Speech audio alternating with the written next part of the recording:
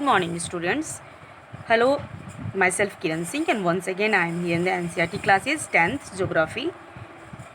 Today I is going to discuss about the land utilizations. Previous classes में मैंने आप लोगों को इसके दूसरे फॉर्म्स को मैंने बताया था. आज मैं आप लोगों को लैंड रिसोर्सेज की लैंड यूटिलाइजेशंस के बारे में डिस्कस करती हूँ. So first of all we are going to the first point, the forest. Land resources are used for following a purpose. Like first we are going to forest. तो forest क्या include करता है हमारा? Forest lands. सबसे पहले तो importance of the lands मैंने previous classes में भी बताया था कि लैंड्स हमारे लिए क्यों ज़रूरी है, क्या इसकी उपयोगिता है, क्या इसकी इम्पोर्टेंस है, क्या इसके बगैर कोई भी बेस हो पाएगा या नहीं. बिल्कुल नहीं हो सकता है, क्योंकि किसी भी प्रकार से, चाहे वो छोटा मोटा उद्योग हो, इंडस्ट्रीज़ हो, ज़मीन हो, स्कूल हो, घर हो या किसी भी चीज़ हो, विदाउट लैंड या बेस से हम वहाँ पर वो इस्टेब्लिश नहीं हो सकता है. So forest is not being a land utilisations because, क्योंकि वहाँ पर वो फॉरेस्ट एरियाज़ है, वहाँ पर काफ़ी सारे पेड़ हैं, तो इस फॉर्म्स में इसको यूज़ नहीं किया जा सकता है. ये ज़मीन और फॉरेस्ट फॉर्म्स में यूटिलाइजेशंस है, तो फॉरेस्ट के लिए ये यूज़ है, अदरवाइज़ ये कल्टिवेशंस के लिए यूज़ नहीं हो सकता है. Now to the come to the point of seconds, land not available for cultivations. अब ऐसा कौन सा लैंड है, जैसे कि मैंने फर्स्ट पॉइंट को बताया कि फॉरेस्ट अगर किसी चीज़ पे स्टैब्लिश्ड है, कहीं पे स्थित है, तो वो क्या है, वो हमारा लैंड फॉर्म्स ही है. तो उसका बेस हमारा क्या हुआ, लैंड हुआ. तो लैंड का यूटिलाइजेशन किस फॉर्म्स में हुआ, हमारा फॉरेस्ट के फॉर्म्स में हुआ. तो फॉरेस्ट जहाँ पर बहुत सारे पेड़ पौधे होते हैं, तो वो कहाँ पर स्थित है, लैंड में. That is called the land. It is the must use for the utilization for the forest. Is that clear? So now to the come to the point of second, land not available for the cultivations. ऐसी कौन सी land है जो कि कल्टिवेशंस के लिए useful नहीं है? तो first we are going to the barren and the waste land. अब ये हमें क्या बोल रहा है?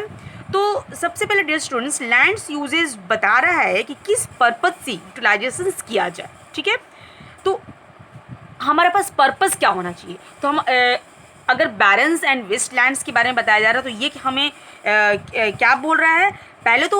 सबसे पहले तो हम ये समझेंगे कि बैरन्स एंड वेस्ट लैंड्स होता क्या है.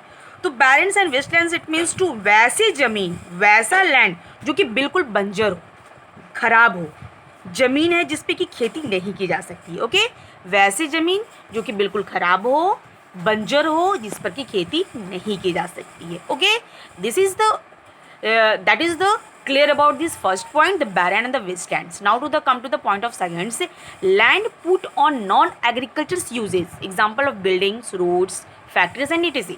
It means dear students, मतलब ऐसा ज़मीन जहाँ पहले आप रहते हो, पर अब यहाँ पर पहले आप रहते हो, वहाँ पर आपका घर होगा, बट वहाँ पर अब क्या हो गया, वहाँ पर सरकार ने रोड्स निकाल दिया, जो किसी भी या फिर कोई बिल्डिंग्स होगा वहाँ से कुछ तो वहाँ पर क्या किया जा सकता है? जब बिल्डिंग्स होगा, रोड निकल गया, तो वो ऑलरेडी ज़मीन क्या हुआ, यूटिलाइजेशन हो गया रोड के फॉर्म्स में, बिल्डिंग्स के फॉर्म्स में.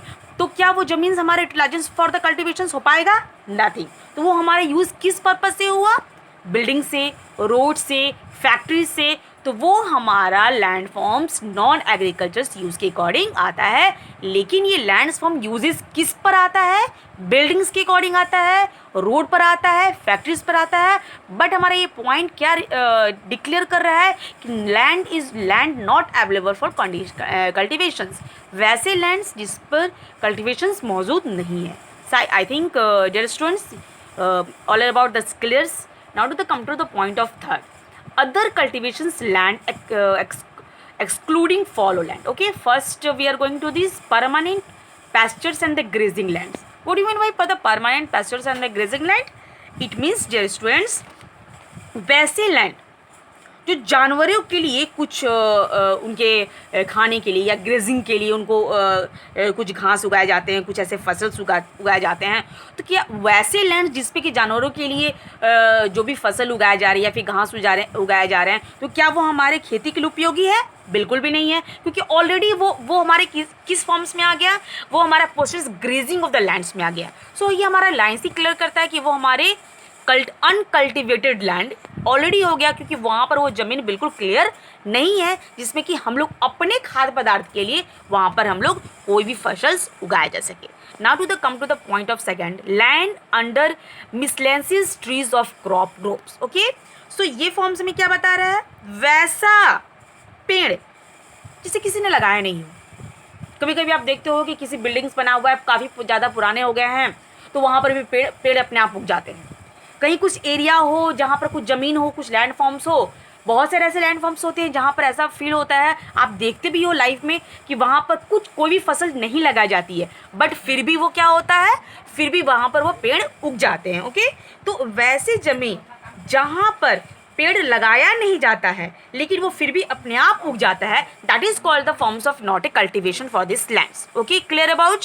Now to the come to the point of the fallow lands. What do you mean by fallow lands?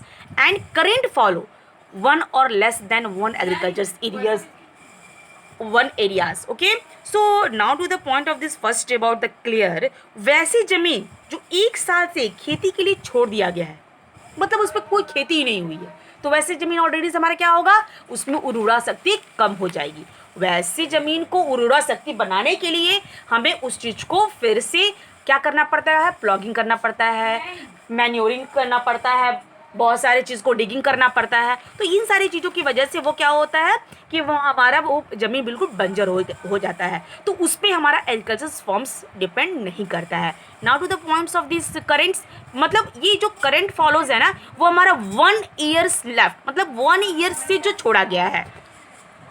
And second point, other than the current follows, जो ज़मीन हम लोगों को 1 से 3 साल के दरमियान छोड़ा गया हो, मतलब 3 ईयर्स उसको छोड़ दिया गया हो, तो ये तो और भी ज़्यादा प्रॉब्लम्स क्रिएट कर रहा है, क्योंकि उसमें तो एकदम ही उर्वरा शक्ति नहीं होंगे, तो वो भी हमारे कल्टिवेशंस के अकॉर्डिंग नहीं होंगे।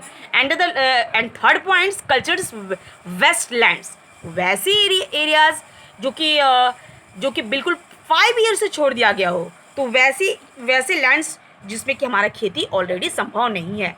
And now to the last point, net zone. What do you mean by net Jones?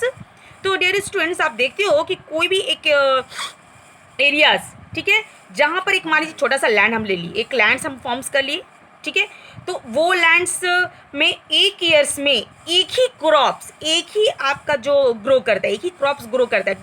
2 hectares का एक मान लीजिए हम एक लैंड फॉर्म्स लेते हैं, और उस लैंड फॉर्म्स में 1 ईयर में एक ही क्रॉप्स अगर हो रहा है, तो वैसे को हम लोग क्या बोलते हैं, नेट जोन्स बोलते हैं। So dear students, I think आज मैंने आप लोगों को लैंड यूटिलाइजेशंस के बारे में समझाया।